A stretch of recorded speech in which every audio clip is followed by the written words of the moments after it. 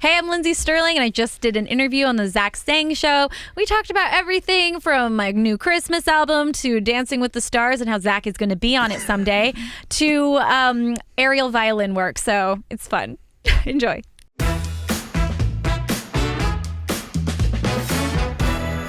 Hello, beautiful human. My name is Zach. That is Dana. Welcome to the studio. A friend, a expert, incredible violinist, maybe possibly one of the greatest violinists to exist in our lifetime, and also an amp host here. Aha! Yes, a fellow amp host. This is so fun. We welcome Lindsey Stirling to the studio. Woo! Thanks for having me. Is that like a fair or dramatic way to express like you as a violinist? Because you are, when I think who the fuck else is playing violin and making it, I mean, even without it being cool, who is playing violin in a meaningful way that is actually resonating and making its way onto people's radars and into their life? Who, I can't think of another person. Well, you know, it's funny when people sometimes do describe me as like one of the greatest violinists of our time. I almost like cringe inside to be like, oh, like don't say that. I think I am probably the most creative violinist out there, and I've definitely taken it to places that it hasn't gone before. But, you know, if you were put me up against like another classical violinist, you know, but then again, that's my own insecurity talking, and I need to let go of that and not worry. Like, I never set out to be the best. I just set out to do it in a fun way that meant something to me. And it's been, and I just feel so lucky that it's meant something to other people. But yeah. Will you watch another violinist play, like a classical violinist, and be impressed by their work?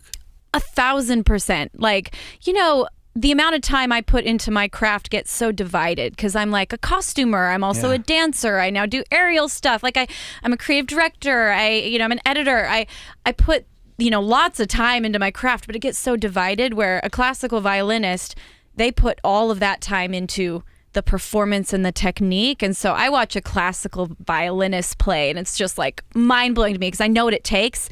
And, you know, it's like I've had to sacrifice that level of perfection in order to be able to be kind of the artist version of a violinist. And that's, do most people go at the violin?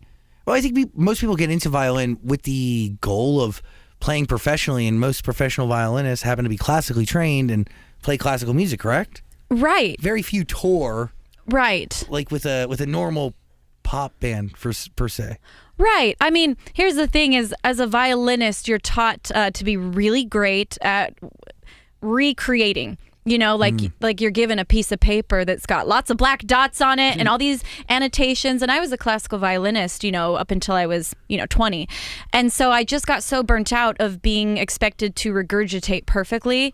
And I was like, you know what? I'm either going to quit or I need to find a way to create with this and make it my own. And so that's when I started writing music and being like, how can I have fun and be creative and not just be expected to be perfect the way that this page that was written 300 years ago tells me to play.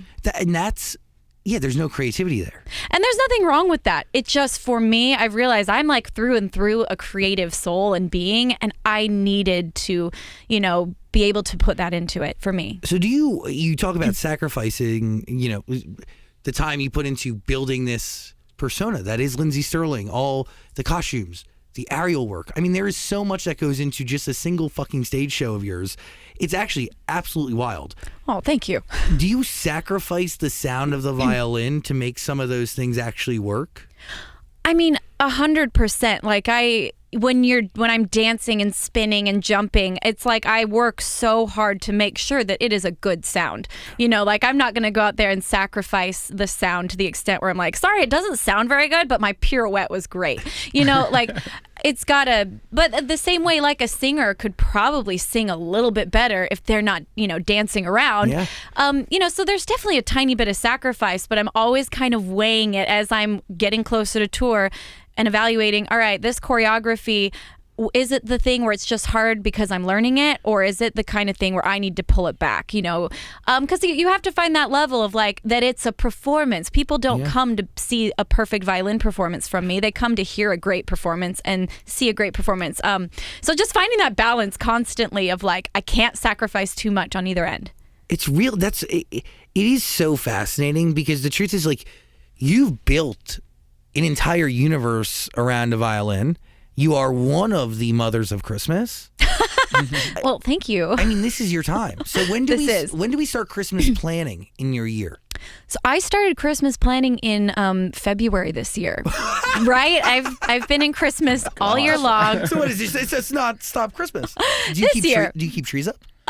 I mean, I have it right now. It's decorated with Halloween decorations. Okay. I will say it's a Halloween. Yes, we're being classy over there.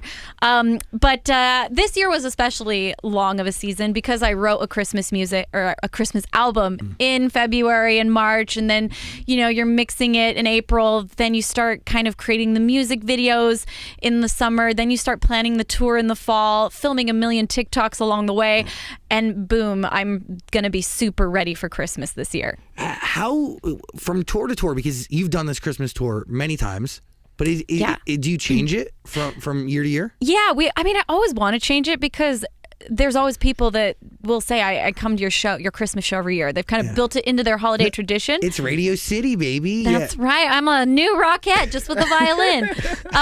But this year it's a totally brand new tour because finally I had new music to play off of, whole new albums, so it was like, oh my gosh, we're doing all new costumes. We're doing all new choreo. Like everything's brand spanking new. So Snow Waltz, yes.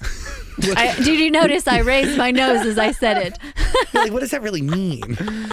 Snow waltz? Yeah, what does it mean to waltz in the snow? Oh, can you close your eyes and just imagine it? It's either misery or it's pure magic. Honestly, I'm feeling the magic, baby. Thank you. That's what I would hope. Like, you see yourself in a beautiful dress.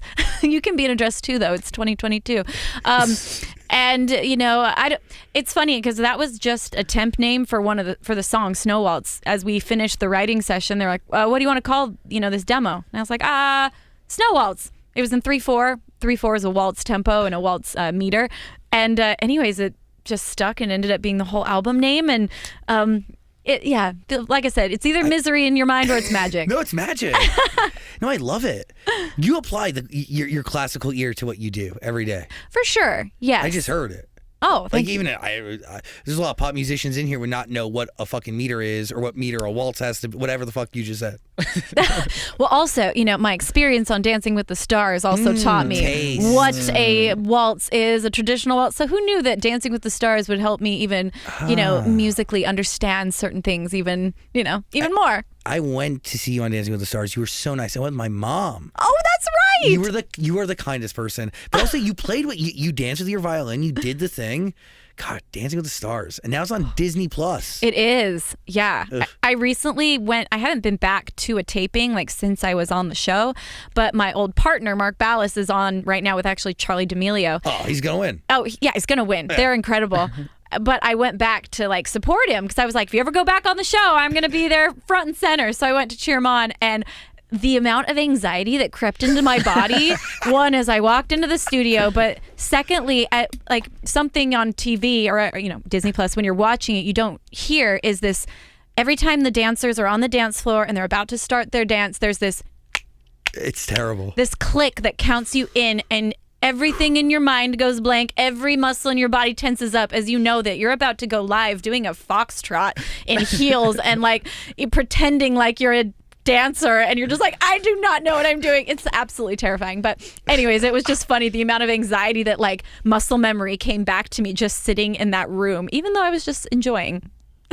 Were you? Slightly enjoying as I was having a meltdown in my seat. Oh my gosh, I'm palpitating. Okay, it's really scary. Oh, it's terrifying. You need to be on it. No, I'm kidding. I would love to see that. Oh, you would be so charming. You get voted out first round? No. I'll figure it out. Disney Plus, if you want me, I'm more than available, and I will make myself available, even though it's a huge time commitment. That's really scary. Huge. It is a full-time job. Between all the rehearsal, you have to learn 2 dances a week, and you don't stop your normal job, which is even crazier. When I was on that show, I swear I slept 3 hours a night for 3 months. Because I was doing a tour that year. I just had an album come out, so I was doing press. I was also going back and forth from coast to coast, dragging my poor partner on flights every week. It was a lot. Do you look back at that and go, how? Absolutely. Like as I prepare for a tour now, and I'm already feeling kind of tired from all the different things I'm doing, I'm like, how did I do all this whilst competing on that show? Like we would dance for 6 hours a day. So I'm like, I don't know how we did it, but the body's an amazing thing. That's it when you push it, and that's really why I want to do Dancing with the Stars. Okay, I'm gonna put in a good word for you. Oh, yeah, please. I'm gonna have that body transformation story. You know? You're gonna see me preseason, schlubby me, giving off Mr. Rogers who ate another person energy. Love it. Then at the end of it, I'm gonna come out just felt. Yes. And I mean, the pounds just drop off when you're dancing that much a day. It's crazy. like you can't help it. Like I remember Drew Scott was on my season. He's one of the Property Brothers. He's a tall, lanky dude. He turned into a literal skeleton. He was trying to keep on the weight, and we were all just worried he was gonna like evaporate. Dude, because it's nonstop movement, and your heart is always going. It's like it is so physically demanding. And it's people that aren't used to that kind of stuff too. Totally. So it's not like you're kind of ready and prepped for that kind of wear and tear. Your body's like, what's happening? No, it's shock. Like you're literally going into shock. But did you want to win? Did you want to win really bad? I wanted to win so bad, like probably more than I've wanted almost anything. I freaking look back at it. I'm still like, I want that mirror ball. Oh, I was so close. Like I didn't get the little mirror trophy. And Jordan Fisher won that year, right? He did. Oh, he's amazing. I mean, he's great. Yeah. Like, I can't be mad that I got beat by Jordan Fisher, but, I could just be proud that I got second. Yeah, I mean, come on, sis. We had a great time. You did so well. Thank you. Thank you. When you look back at that, do you go, okay, I can do anything now? And like this, even putting this tour together, do things get easier after you accomplish that? You know what? I think that there are those little key moments in your life when you do something really hard, and you definitely look back on that as a like staple of your life of like, if I did that, I can do this. And I've got a couple of those in my little wallet that I look back on. One of them is definitely Dancing with the Stars. What other exists in that wallet? Okay, my biggest one in that is during the pandemic, I decided I'd always wanted to try this aerial art called hair hanging. And I saw it in a Cirque du Soleil show. And the thing is, you're supposed to go to a Cirque show and experience it and think, wow, that's like, they did that. Good for them. You're not supposed to add it to your bucket list, I've learned. Anyways, I saw this hair hanger and I remember thinking, like, she doesn't need her arms. She's hanging by her hair. That's all you want. I could play the violin while I'm always looking for like new things that I could do while playing the violin. And anyway, so during the pandemic, I'm locked at home. You're crazy. I hired a hair hanging teacher. One, it's really hard to find one. I like combed the internet for a hair hanging teacher. Mid-pandemic, flew her to LA, and I tell you what, like, first of all, I had to really convince her in the middle of a pandemic that I would put her up in LA and like have her teach me. And she comes, and after our first lesson, she teaches me how to do the hair, and you're literally hanging fully suspended by like a braided thing in your hair with a carabiner through it, and you put all your body weight on it and you swing. You don't just hang, you swing. Does it hurt your scalp? It's the most painful thing. Like, I honestly think someday I'll give childbirth and I'll be like, you know what? I hair hung. This is fine. I'm joking. I've got no disrespect for the women who've had children. I'm kidding. But it was so... But that's like a form of torture, sister. Why do you put yourself through that? Well, okay. So that's the thing. I don't know why I did it. But the funny thing is I was, after that first lesson, I couldn't even take my feet off the ground. I was so sure my scalp was going to rip off. Like the pressure on your head and your neck, and I just was like, and she kept promising me your scalp won't rip off, and I was like, no, I can feel it's actually tearing right now. So I didn't lift my feet off the ground. She left, went back to her hotel that first day, and I sat there being like, what's worse, the embarrassment of sending her home on an early flight after I convinced her to fly across the country in a pandemic for me, or going to a lesson tomorrow? And I was too embarrassed not to go back. So I kind of had painted myself into a corner. Anyways, I did it. I did it for 3 months. Wait, you didn't just paint yourself into a corner for another lesson. Sister, you're in this corner hanging from your scalp for 3 months. 3 months, yeah. Because I had, we did this live stream Christmas show, and as part of it, I wanted to do a routine where I performed hanging from my hair.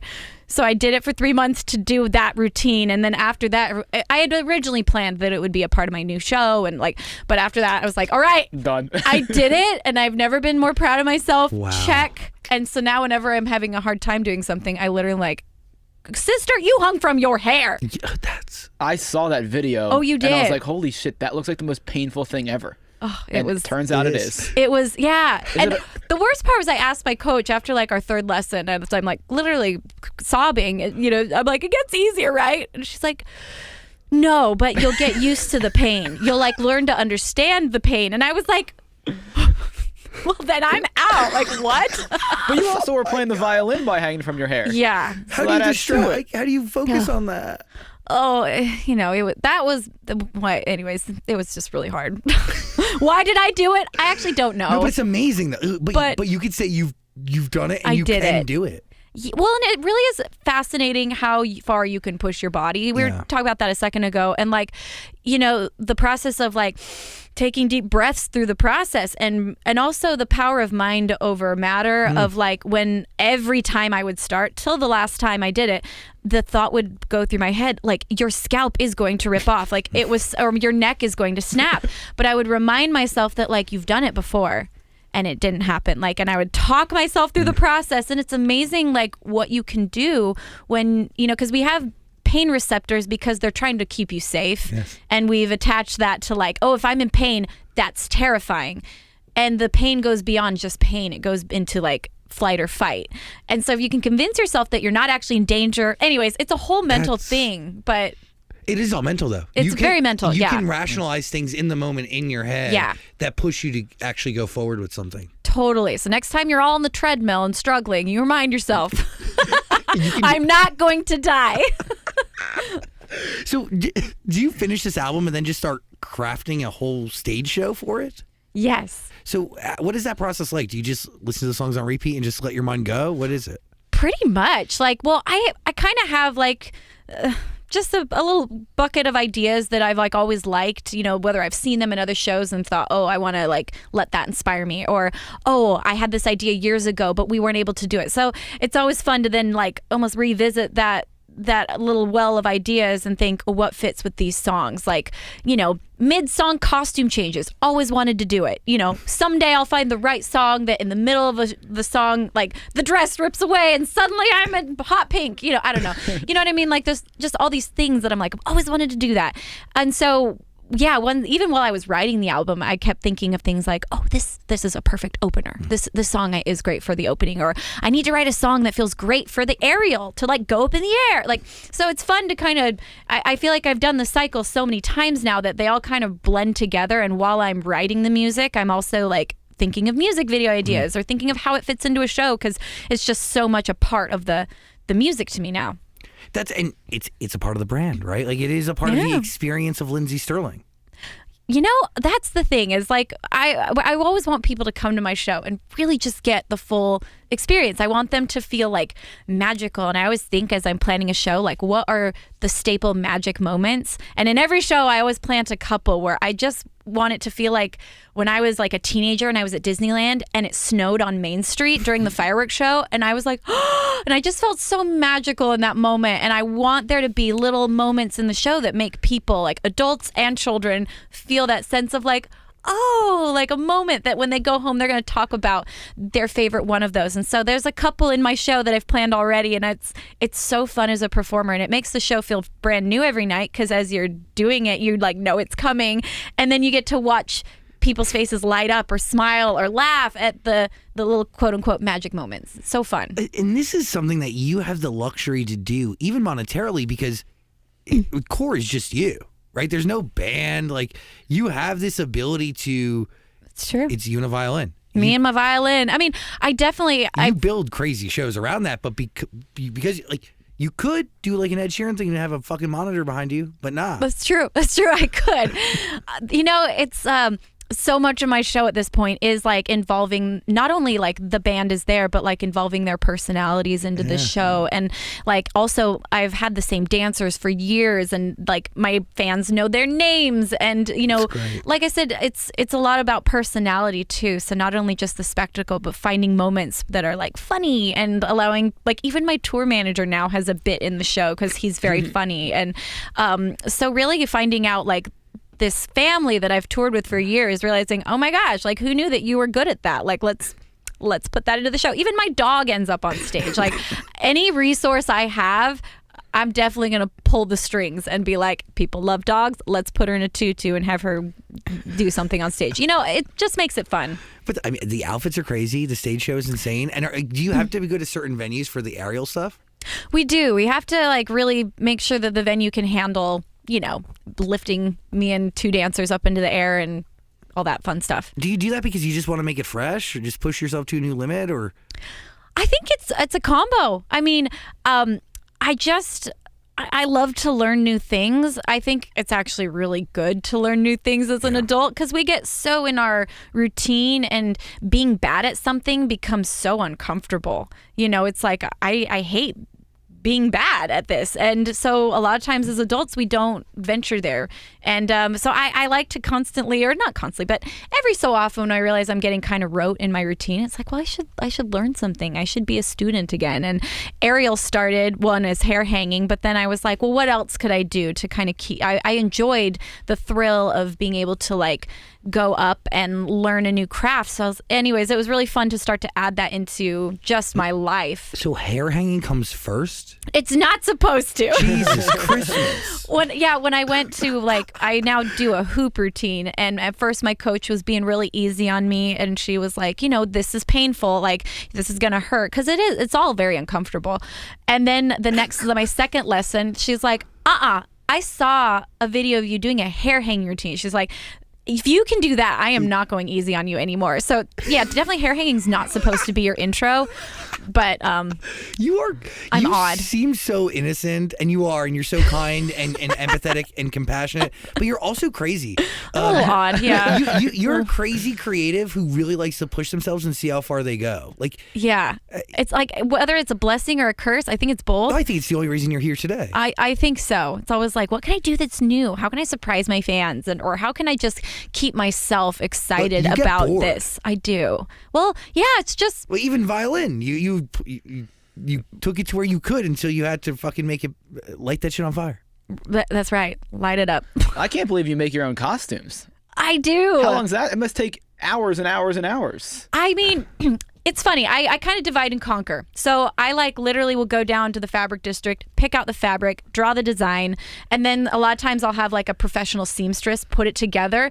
But then a lot of times I'm the one up late at night watching like Friday Night Lights, rhinestoning the thing. You know what I mean? Like, or a lot of times, like for my most recent music video, I just love being crafty. I think it's so much fun. And from the time I was a kid, I was making my own Halloween costumes and prom dresses for high school. So it's like, I just love that. And for my most recent music video, I wanted us to be these like gaudy skeletons and, very ornate, like regal. Like I didn't want us in like a onesie. I wanted like big hoop skirts, but there was nothing online like that, and I couldn't find anything. And so I figured out that I could make these amazing rib cages out of hot glue. Like I wrapped a mannequin up in like saran wrap and then drew out a skeleton rib cage and in hot glue just like traced it enough times that you were able to peel it off, and it was a full. Guys, what? For all those crafters out there, hot glue is like the new poor man's 3D printer. It's like you can make whatever you want out of that stuff. Oh yeah, you made spider webs out of it too, right? I did, yeah. I saw that. I made spider webs out of it and put it on my violin, and like it's so fun to me to like be able to come up with these concepts, craft them out through a bunch of tacky supplies, and then they look magical on stage. I'm always like, as long as it looks good like 10 feet away, we're good. If you get up too close, you realize like, oh gosh, what did you do here? But no one's got to see that there's duct tape in the back. No one cares. It gets the job done. Yeah, it's my quote on my tour is like that we're held together by duct tape and prayers, and it's kind of true. Like the props are all barely hanging on because they were made a lot of them were made by like us, like my crew and I, or myself. So why do we keep it homemade? Partially because I like, there's like several reasons. One, because I enjoy crafting, and it's like sometimes when I'm so tired of practicing or I'm burnt out from writing music, like that's the stuff that I like only I can do and I have to do it. It's kind of nice to settle down at night and like wind down with a good hot glue gun and a skeleton rib cage. Like I find it enjoying, but also when you've got a vision for something, sometimes it's really hard and also disappointing when you see that vision come back to you after somebody else has done it, especially because I know I can do it. So it's sometimes like really frustrating when you're like, you're taking the time to, everybody's like, you got to be better at delegating. But I'm like, well, sometimes it's just faster and better. And also, I do think my show is a little bit better than the show I can afford. And my music videos as well are better quality than what I would feel as a businesswoman smart to pay for.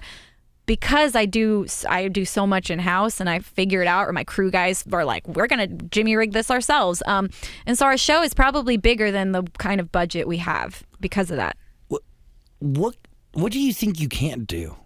Like, I'm awful at bowling. okay, great. You know what? Actually, I'm not a great producer. It's a skill I really wish I had. And of all the things that I've like been like, I'm gonna get the grit and I'm gonna learn something new. That's something I haven't had the courage to like invest in and keep doing. And I'm not quite sure why that one's so hard for me to keep doing. I'm good at like, working with producers and guiding them through stuff, but I really wish I had that skill. Is it technological or is it audible?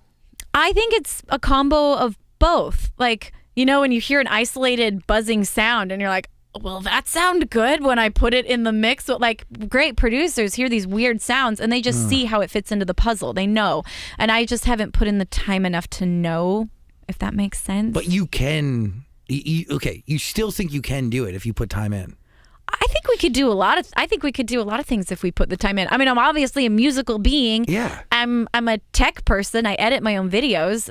So I know tech. I know music. Don't give me that look. Like, we're just missing that one little piece here.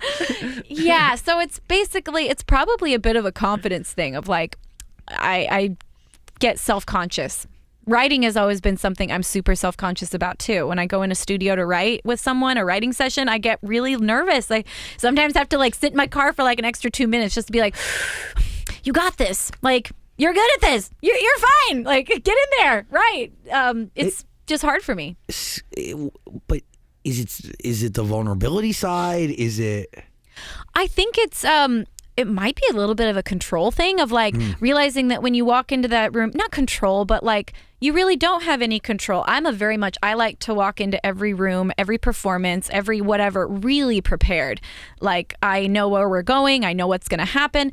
And in a writing session, most of the time you can't. You go in and you get to like the magic happens for me when I go in and just create from scratch with somebody. That's when I write my best music. And that's a little scary to just go in sometimes with a stranger you've never met before. And, and in my mind, I have to remind myself they're not thinking this, but I'm always like, wow, they probably think I'm a terrible violinist because I'm figuring this part out right now and I should be better. So all those thoughts go through your mind that you're like, I know that's not true. I know that's the last thing they're thinking, but in my mind at the moment, I'm sure that they're thinking, wow, how did she get to where she's at? She's actually not that good. Like, that's what's going through my mind. It's hard to not let that spin. I get it. Yeah. So do you, if you're doing a song like Joy to the World or Little Drummer Boy, because they're so familiar to people, does it take you a while to pick that up? Like, can you just pick up your violin and play it? Or yeah, I play really well by ear. So I'm pretty good at just picking it up and delete.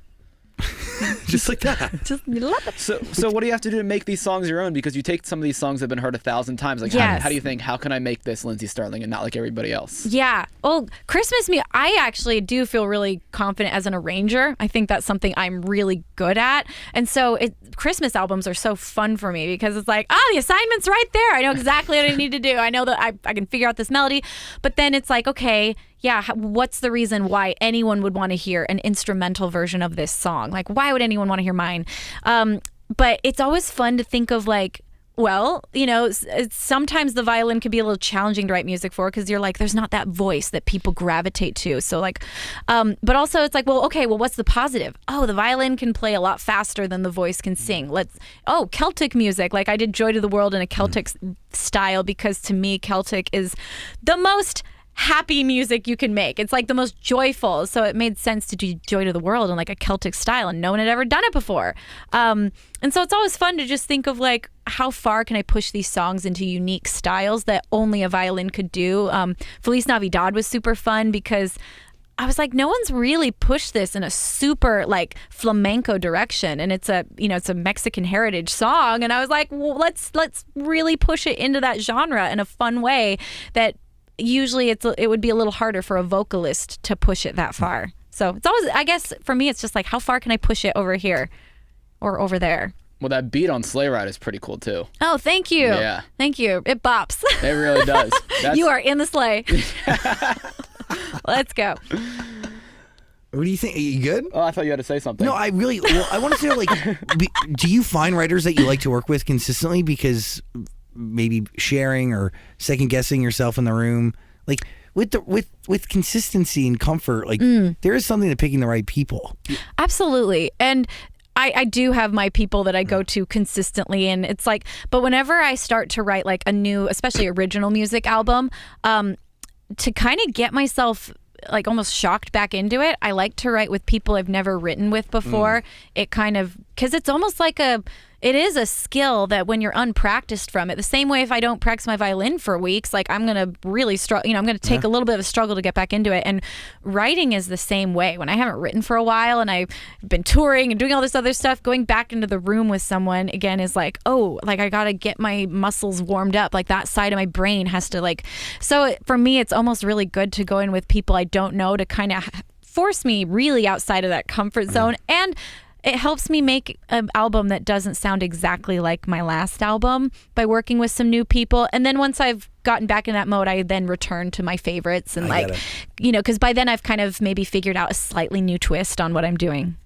It's really interesting. Yeah. Genuinely, yeah. Yeah? Is it? You talk to musicians all day. No, and to be honest, like it's so funny. Like I hear we hear different processes all the time, but there is something to like shocking your system, figuring out where you want to go sonically, letting people push you the fuck out of your comfort zone, right? Challenge you a fuck ton. Really, like you're jumping into the deep end of the pool, and that pool, the pool is cold. It's like hair hanging. Just like let's go for it. But in doing that, you find exactly what you said. Like that challenge opens your eyes to what could be and the new that's maybe been laying dormant within. And then it allows you to go to people you feel the most comfortable with and maybe get more vulnerable records, but in a sonic space that's maybe connected to what, those more jarring sessions. Right. No, it's for sure. Interesting. Yeah. Really, very, really fucking cool. Snow Waltz, you got to go see the tour. We're going to put a link in the description below. You got to listen to the album too. Both links in the description, but really Amazon Music is the place to go. The whole discography is up there, baby. Yes, it is. You need Christmas. Your mom needs Christmas. We all need Christmas. Do you actually love Christmas, or does Christmas kind of choose you? That's actually a really good question. Thank you. I love Christmas. I like anything with a strong theme. Like I love it when someone throws a party and there's a theme. Like I've made the mistake of taking themes way too strongly my entire life. Like, it's fun, like an offbeat story. I went to a a Peter Pan themed party when I first moved to LA, and I was so excited that like I'd been invited to a party, and I showed up as a full blown pirate. Like I was Captain Hook. And I walked in, and it was a very like Mean Girls moment where like nobody else had even dressed up. There was like a Tinkerbell cake. And so I love themes. I go way too hard on a theme. But the thing about Christmas is it is such a strong theme where there is so much aesthetic to draw from color palettes to flavors to certain sounds. You hear a certain kind of a bell that's mixed a certain way. It makes anything sound like Christmas. And so I just love that is a theme I can dive fully into. Everyone understands the assignment. I will not be at a party dressed as a pirate by myself at Christmas. You know what I mean? So this all stems from fear. Yeah. I just don't want to be alone. So Christmas draws a huge crowd. It does. But also, it's a time of family. It's a time of tradition. It's a time for, and I just love that I've been able to like kind of curate like all my own traditions now within this holiday and I get to go out and share it with so many people. Like, it's like my perfect recipe for like joy. And you reinvent and evolve every single time, honestly. Well, thank you. I mean that. The Radio City Music Hall showing, updating as often as you do, okay? They run the same story for years. But it's a great story. Yeah. I can tell you in my sleep. Nice answer. Yeah. I'm not gonna knock on the Rockettes. Yeah, fuck them. Oh, sorry. I did watch a video, and you said when you were recording "Oh Holy Night," you brought yourself to tears. Did I say that? Oh wow, that's embarrassing. I mean, Yeah, you said it. oh, I said that. Okay. Well, while I was making the arrangement and like hearing it back, I think is when I was like, that was a really, I guess, spiritual version of like the Christmas side for me. Because like, Oh Holy Night, it's a song about the night of Jesus' birth. And, I feel like in the last few years, I've gone through kind of like a spiritual discovery in a sense where like my faith got weak and I didn't really understand, and it's always been a huge part of my life, and being like scared that suddenly I didn't even know what I believed in anymore, and then to like really dig deep and come back to this belief, like that same belief of like, yes, I do believe in this. I personally do believe in Jesus Christ, and and it is a big part of my life. And so it was kind of about that time that I was working on this arrangement for Oh Holy Night where I had just kind of come back to that full faith. And here I was getting to write a song and basically bear my testimony of light through music. And so, yeah, it did kind of make me emotional. Also, a funny thing about that one is I recorded the whole album at my house. And I'm a night owl, so I go really late into the night, and there's some vocals in that. I'm not a vocalist. I can sing decently, but I'm not going to pretend like I'm great. But I do all the background vocals in my albums that take several takes, But the vocals in that one are very like waily and almost like kind of yelling. And so like at like 1 a.m, I'm like yelling and cracking sometimes into this microphone. And I'm like, I really hope that my neighbors like they can't hear me, right? They're far enough away as I'm like being super vulnerable, like bearing my faith and like yelling these lyrics. Like, yeah, it was kind of funny. When you look back at that, do you realize what made you bury your faith? I think, I've always liked to share like my heart with my audience, and wherever that may be, like whether it's, sharing my experience going through anorexia and coming out the other side, or if I'm, going through loss and trying to express to people my experience of believing, in angels, like whatever it may be. I just feel like wherever I'm at, I like to bear my heart through my music. And, and I've never been one to really write about love. And so, some people get so vulnerable there, and that's never where I've felt my music drew to. So I go into the other side of the heart of like, faith, mental health, like all those other kinds of deep emotions. And so, yeah, and that's where I was at. I felt like I was ready to like bear that testimony again and share that, because that's a place where I do feel like I find a lot of my light from. And so to me, it's just what brings light into the world. It's not about even trying to get people hoping they'll believe in Jesus Christ as well. Like that's my version of light, but like hoping that through the music, people will feel light and they'll find whatever their own is. Everyone has their own version of light. Yeah. It's beautiful. Snow Waltz, beyond deserves your ear. Please, like we're about to get into the spirit here, people. Like up to Christmas is coming. Santa Claus is coming to town. I know it's October. I know it's a little early. No. Let's get the Lindsey Stirling coming. I mean, you celebrate Christmas 11 months out of the year. Yeah, so I don't understand why people are all freaking out. It's October. We're almost time. What is your cadence on doing Christmas albums? Is it every year you redo it, or is it every couple years? No, I did one in I think it was 2017, and then this is the second one I've done. Got it. Yeah. Oh, wow. But you do the Christmas tour every year. I do it every year. Yes. It's become my holiday tradition. No, it's great. Well, because that really truly that debut album, it is very much a part of people's holidays and very much a part of the playlist. And thank you. Yeah. We always hope that, you put these albums out, and the nice thing about Christmas albums is they last in a way that music doesn't last anymore. Normally, like everybody's got this palette for just like what's new, what's now. There's the pop rising, and there's so much music out there, but holiday returns every year, and it's a chance where your music gets to kind of get re-experienced, and it's really great as an artist to have that ability, like that I can do these songs in different iterations every year on tour. Like it's fun. And people want to experience it live. Like people, a holiday concert, a holiday show, far and few between, but you're going to the cities, sis. Like you end in Los Angeles, 12/23, but you start very soon. What is it? Grand Prairie, Texas. Yeah, we're going to Texas. We're going all over the South. And I think one of my favorite things about the Christmas tour in general is that so many families come out. Yeah. Like full families come. There's little kids. Like, you know, there's teenagers. It's everybody. And it's just, I don't know, it's a really jolly time, I think. If you want to see Lindsey Stirling hang in the air while playing a violin, you must go see. Not by my hair. Sorry, everybody. Yeah, sorry Not this time. Sorry to disappoint you. Sorry. She will not be dangling from her scalp, playing an instrument for you. But she will be doing aerial work, and she will be playing, and she will be bringing Christmas to life. Snow Waltz Tour. We're going to put a link in the description below for you. Also, again, listen to Lindsey Stirling's music on Amazon Music. Dan Zola. Yeah, I had one more question. How cool is this? Lindsey Stirling's signature Yamaha violin.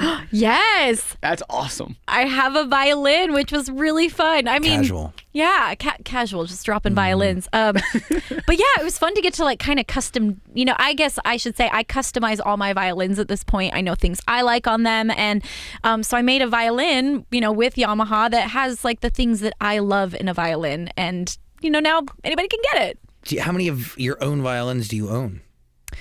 I actually only own one because, well, here's the thing. It takes, you seem so disappointed. I was like expecting you to have like a pallet of them. You deserve more. Well, but they're all the same. You know, I have lots of violins, but I have one of my signature one. Part of the reason being is they take a long time to make. You know, they're all made by hand by a luthier. And so we had to wait months for that first shipment of like, I think 200 was the first batch we sold, you know, Wow. but you know, they're handmade instruments, so I wasn't going to take extra of the palette, okay?